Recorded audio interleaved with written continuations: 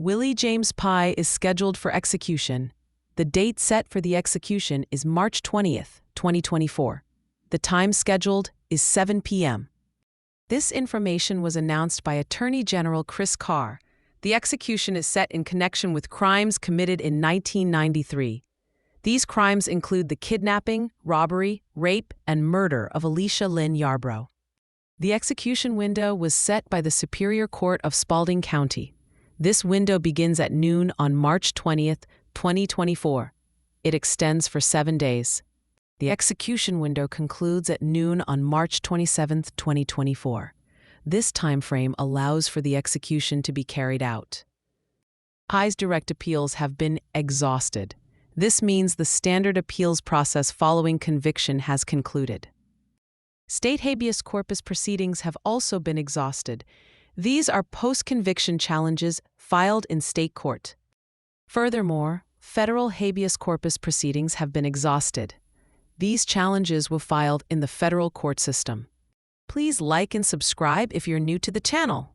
A summary of the case details comes from the Georgia Supreme Court. The victim in this case was Alicia Lynn Yarbrough. At the time of the crimes, the victim was living with Charles Puckett. Willie James Pye had a sporadic romantic relationship with the victim. The initial plan, devised by Pye and others, was to rob Charles Puckett. The motivation for this robbery plan stemmed from Pye hearing that Puckett had received money from a lawsuit settlement. Pye enlisted accomplices for the plan. These individuals were identified as Chester Adams and Anthony Freeman. Preparation for the crime included acquiring a weapon. Pye purchased a large, distinctive .22 pistol for this purpose. Prior to the crime, Pye and his accomplices attended a party. Pye was in possession of the .22 pistol at this gathering. Witnesses reportedly heard Pye make a statement at the party. He was heard saying, "It's time, let's do it." Disguises were utilized in the commission of the crime. Pye brought ski masks for this purpose. Gloves were also worn by some participants. Pye and Adams wore gloves during the incident. Entry into the victim's house was forced.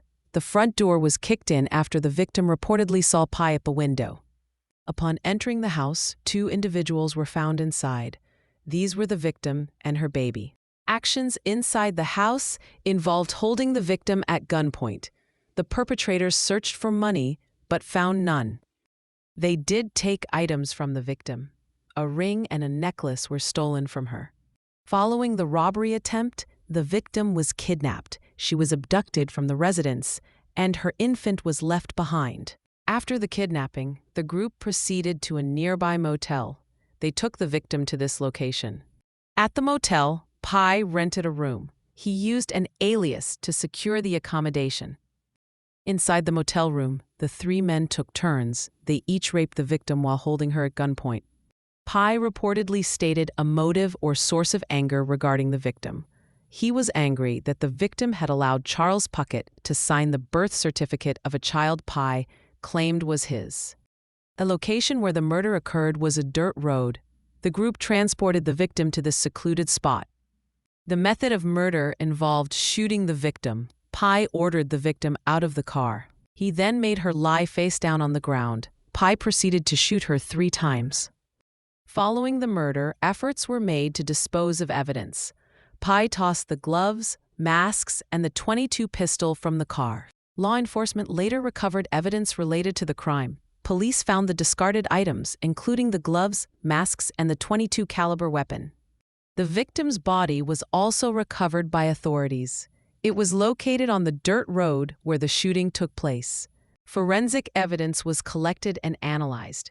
Hair found on one of the masks was consistent with the victim's hair. Ballistic analysis indicated a high probability regarding the murder weapon. There was a 90% probability that the bullet recovered from the victim was fired from the recovered .22 pistol. DNA analysis was also conducted. Semen DNA recovered from the victim matched Willie James Pye. Pye initially provided a statement to the police. He claimed he had not seen the victim in at least 2 weeks prior to the incident. Witness testimony played a role in the case. Anthony Freeman, one of the accomplices, confessed to his involvement and testified for the state during the trial. Willie James Pye was indicted by a Spalding County grand jury.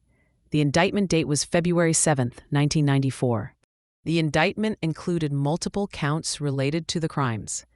These counts were malice murder, felony murder, kidnapping with bodily injury, armed robbery, burglary, rape, and aggravated sodomy. The trial commenced on May 28, 1996. Proceedings took place in Spalding County Superior Court. The jury reached a verdict on June 6, 1996. They delivered their findings on the various charges. Pye was found guilty of several counts. These included malice murder, kidnapping with bodily injury, armed robbery, burglary, and rape. He was found not guilty of 2 counts. These were felony murder and aggravated sodomy. The sentencing phase of the trial began the following day. This phase occurred on June 7, 1996. The jury made a recommendation regarding the malice murder conviction. They recommended a sentence of death. The jury found the existence of statutory aggravating circumstances. These findings supported the death penalty recommendation. The aggravating circumstances found were that the murder was committed while the defendant was engaged in the commission of other felonies. These felonies included kidnapping with bodily injury, rape, armed robbery, and burglary. Based on the jury's recommendation and findings, the trial court imposed the sentence for malice murder. The trial court sentenced Willie James Pye to death. The trial court also imposed sentences for the remaining counts for which Pye was found guilty. These sentences included 3 additional life sentences plus 20 years. These sentences for the non-capital counts were ordered to be served consecutively. They were to follow the death sentence.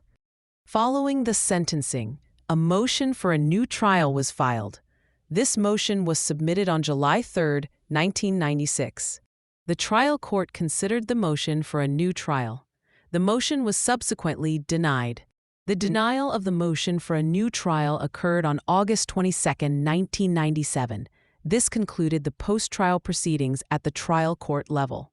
Following the denial of the motion for a new trial, Pye's case proceeded to direct appeal. An appeal was filed with the Georgia Supreme Court. The direct appeal was filed on February 3, 1998. The state's highest court reviewed the trial court proceedings. The Georgia Supreme Court issued its decision on September 21, 1998. The court affirmed both the convictions and the sentences imposed by the trial court. Pye then sought review from the United States Supreme Court on direct appeal. A petition for writ of certiorari was filed. The U.S. Supreme Court considered the petition. Certiorari was denied on May 17, 1999. This concluded the direct appeal process. Post-conviction challenges began with a state habeas corpus petition. This petition was filed on February 4, 2000. The state habeas court reviewed the claims presented in the petition. The court issued its decision on January 30, 2012. The state habeas court denied relief. This meant the court rejected the arguments raised in the petition. An appeal of the state habeas court's decision was filed with the Georgia Supreme Court. The state's high court again reviewed the case. The Georgia Supreme Court denied the appeal on April 15, 2013. This exhausted state post-conviction remedies. Pye then pursued federal post-conviction relief. A federal habeas corpus petition was filed. The federal petition was filed on July 24, 2013. It was filed in the United States District Court for the Northern District of Georgia. The district court reviewed the federal habeas claims. The court issued its decision on January 22, 2018. A district court denied relief. This upheld the state court's decisions and the conviction and sentence. An appeal was filed with the 11th Circuit Court of Appeals. A panel of the 11th Circuit reviewed the district court's decision. The 11th Circuit panel issued a decision on April 27, 2021. The panel granted relief and vacated the death sentence. The warden of the Georgia Diagnostic and Classification Prison where Pye was incarcerated requested further review.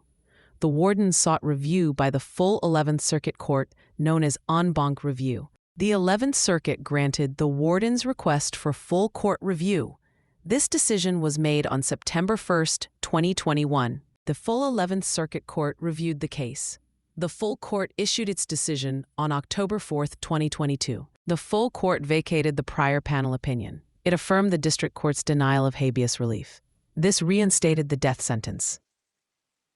Pye's legal team then sought review from the United States Supreme Court regarding the federal habeas decision. An appeal was filed. The U.S. Supreme Court considered the appeal. The court denied review on October 30, 2023. This action exhausted federal post-conviction remedies and cleared the path for the execution to be scheduled.